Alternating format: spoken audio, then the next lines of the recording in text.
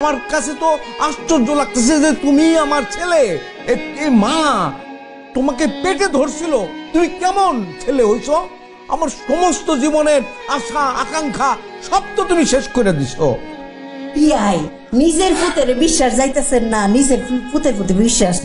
বিয়ান সাহেব, আমি আমার ছেলের সঙ্গে কথা বলছি, আপনি এর মধ্যে ঢুকবেন না। আমি আপনার কাছে হাত জোর করছি। তুমি অনবরত এত মিথ্যা কথা কোথায় শিখছো?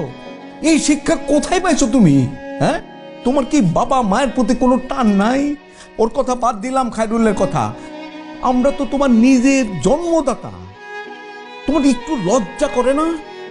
আমার চোখের দিকে তাকায় মিথ্যা কথা বলতে তোমার কি একবারও জিহ্বাটা কাঁপে না?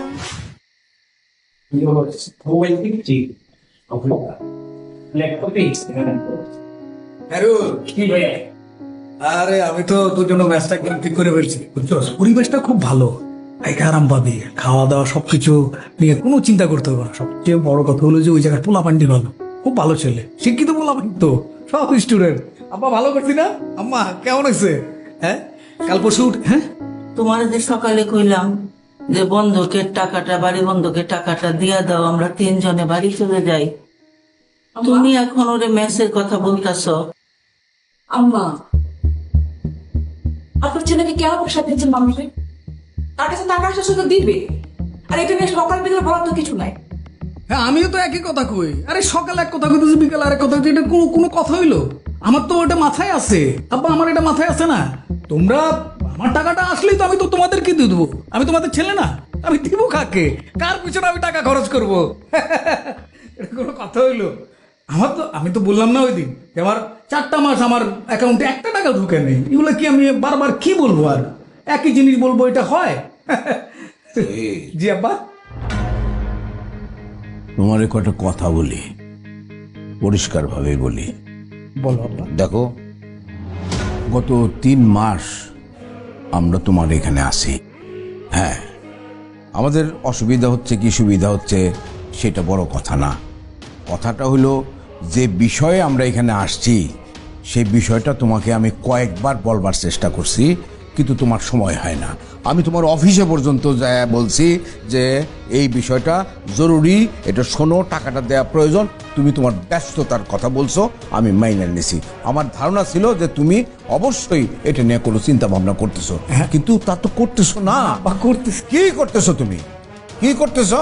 হ্যাঁ, তুমি তো দিনের পর দিন মিথ্যা কথা বলতেছো। আচ্ছা, ওরে এই খায়রুলরে মেসে পাঠায় লাভটা কি হবে? লাভ নাই তো। তোমার মা বারবার তোমারে বলবার চেষ্টা করতেছে যে টাকাটা শোধ করার ব্যবস্থা করো, তুমি করতেছো না। তুমি বারবার বলতেছো যে তোমার অ্যাকাউন্টে গত 4 মাস ধরে টাকা পয়সা ঢুকতেছে না।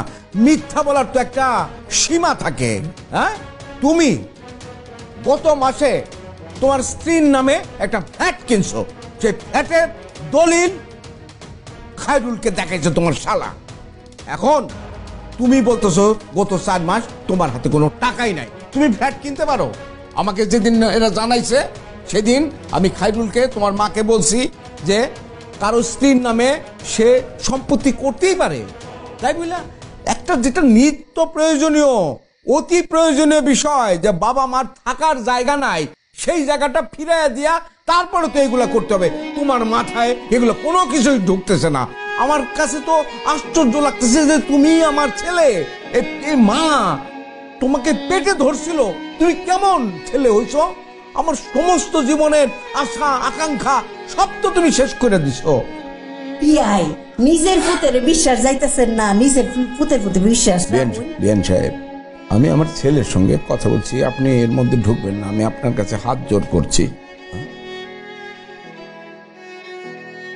তুমি অনবরত এত মিথ্যা কথা কোথায় শিখছো? এই শিক্ষা কোথায় পাইছো তুমি? হ্যাঁ, তোমার কি বাবা মায়ের প্রতি কোনো টান নাই?